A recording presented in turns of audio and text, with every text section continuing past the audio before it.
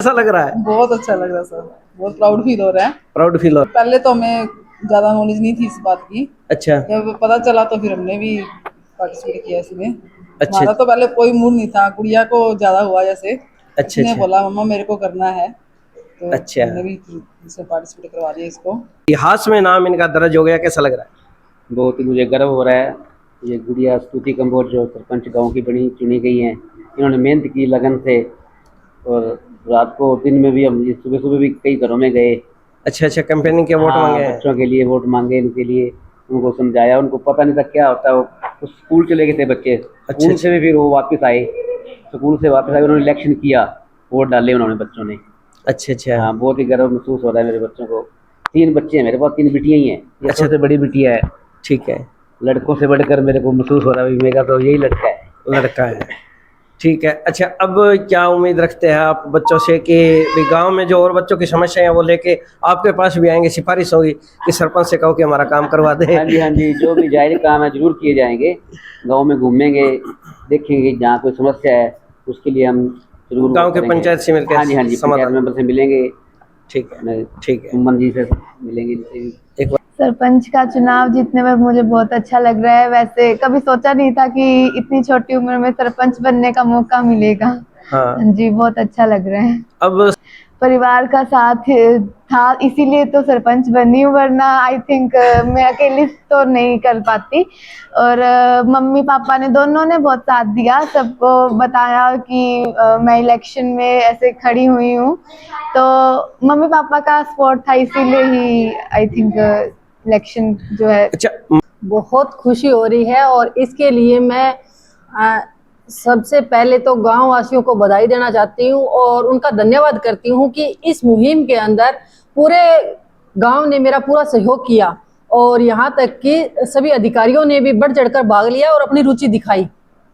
सबसे पहले तो मेरे दिमाग में उस टाइम आया जब मैं चेयरपर्सन बनी, तो मेरे दिमाग में 2 बातें क्लिक की। एक तो वेशभूषा को लेकर, और दूसरी मेरे को लगा नेतृत्व को लेकर।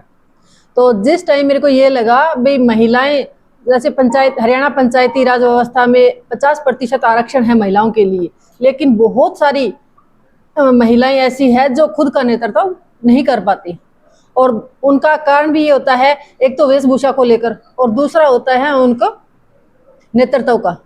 वेशभूषा को लेकर भी मैंने पहल की थी।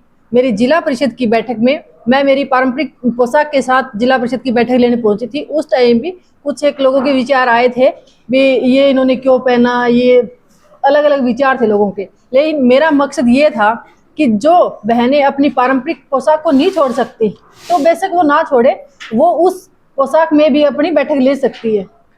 और दूसरा ये था नेतृत्व विकास का। तो मेरे ये दिमाग में ये था भी इसको हम कैसे सक्षम बनाएं, नेतृत्व कैसे सक्षम करें। तो इसके लिए काफ़ी टाइम से विचार चल रहा था। इसी दौरान हरियाणा में ना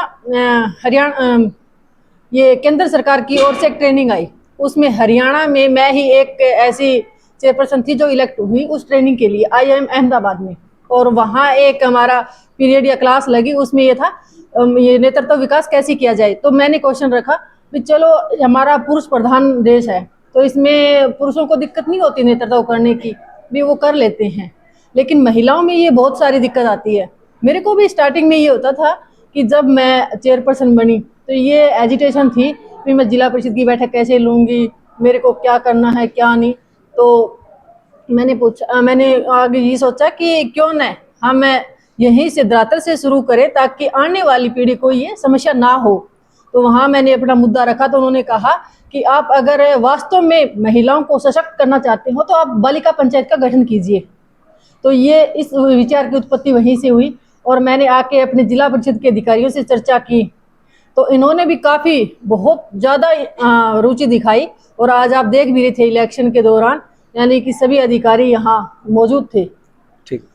अच्छा, आज आपके पास गांव की बालिका सरपंच बैठी है, तो आपको कैसा लग रहा है कि आपके प्रयास से एक इतनी छोटी उम्र में स्कूल जाने वाली गुड़िया है, हमारे लिए बड़े सौभाग्य की बात है कि पूरे हरियाणा के अंदर और फतेहाबाद जिले में बरसीन गांव से पहली बालिका पंचायत का गठन हुआ और इस बेटी के लिए भी ये एक ऐतिहासिक पल है।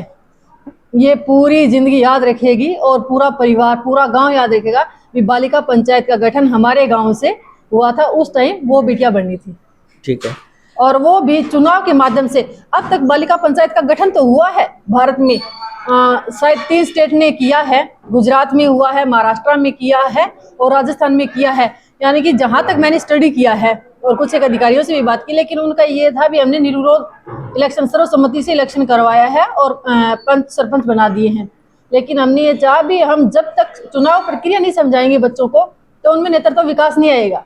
वो इलेक्शन कैंपेनिंग कैसे करें, अपने लिए वो वोट कैसे मांगे, वोट मांगेंगे तो वो वादे भी करेंगे, तो उनके वादे कैसे होंगे। आज मैंने देखा जब सुबह असेंबली होती है उस टाइम लड़कियां अपनी अपनी स्पीच दे रही थी, तो ये देख के ये मेरे को लग ही नहीं रहा था यहाँ ये इतनी छोटी छोटी उम्र की बेटियां इतने बड़े बड़े वादे कर रहे हैं। देखो इनके दिमाग में कितनी सोच भरी हुई है, वो भी पूरे गांव के लिए, समाज के लिए, देश के लिए। बिल्कुल। अच्छा, आज जो चुनाव संपन्न हुए हैं शांतिपूर्वक हो गए हैं, आज इतनी बेटियां चुनकर आई है, तो अब इनको आपका साथ कैसे मिलेगा, ग्राम पंचायत का साथ कैसा रहेगा, इनका आने वाले फ्यूचर में क्या फ़ायदा होगा इस चुनाव से? ग्राम जो सभा बनी है बालिका पंचायत की, इसमें ग्राम सभा का पूरा सहयोग रहेगा। ग्राम सभा की बैठक होएगी, उसके अंदर इनको शामिल किया जाएगा और इनके मुद्दे हैं वो भी लिए जाएंगे। अगर वो इस स्तर पे संभव है, यानी कि उनका सॉल्यूशन हो सकता है तो ठीक है, अगर नहीं होता तो फिर हम ब्लॉक स्तर पे इनको बैठक में शामिल करेंगे, जिला परिषद में शामिल करेंगे और इसके अलावा भी हम ब्लॉक लेवल की जो बैठकें होती है वो दिखाएंगे इनको, जिला परिषद की जो बैठक होती है वो दिखाएंगे, डीसी कार्यालय इनकी विजिट करवाएंगे, जो एसडीएम ऑफिस होता है वहाँ, बीडीपीओ ब्लॉक कैसे काम करता है, अधिकारी लोग होते हैं वो क्या क्या काम देखते हैं, क्या करते हैं। और 24 तारीख को हमारा पंचायती राज सम्मेलन हो रहा है, तो उस दिन भी हमारी कोशिश है बेटियों को वहाँ भी हम लेके जाएं। ठीक है, धन्यवाद। Thank you.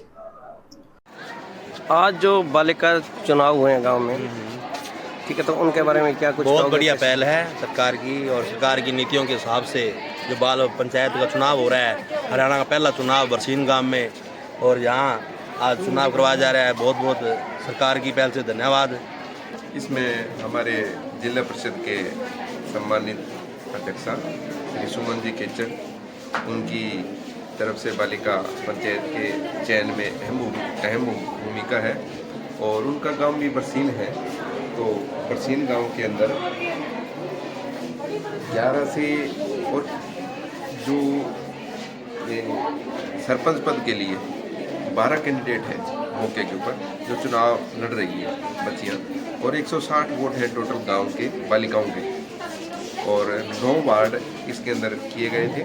9 वार्ड में से 5 में तो सर्वसम्मति से हो गया चयन और 4 में चुनाव की प्रक्रिया चल रही है। और नोडल अधिकारी इसके अंदर मुझे लगाया गया है, पीठासीन अधिकारी और बाकी आगे एजेंट और सारा जो चुनाव का पूरा क्या प्रक्रिया अपनाई गई है चुनाव की? इसके अंदर बड़ी रोचकता है बच्चियों में और बड़े ही शांतिपूर्ण तरीके से वोट डाले जा रहे हैं, किसी प्रकार की कोई दिक्कत है नहीं। अच्छा, तो सर एक जो बच्चे आज जो अनुभव कर रहे हैं वो आपको कैसा लग रहा है? बच्चों के बीच बहुत ड्यूटी अच्छा करके फील हो रहा है, बच्चियां इससे मोटिवेटेड हैं और उनको इसके बारे में बड़ी रोचकता है चुनाव के बारे में भी, किस तरह हमने चुनाव लड़ा, कैंपेन भी कर रही है बच्चियां गांव के अंदर कि मैं कैंडिडेट हूं, मुझे वोट करना। और वोट प्रक्रिया जो है, चुनाव आयोग की जो प्रक्रिया है वोट प्रक्रिया, उसके बारे में उनको ज्ञान मिलेगा, नॉलेज मिलेगा और बच्चियां बड़ी ही उत्साहित है इस मामले में।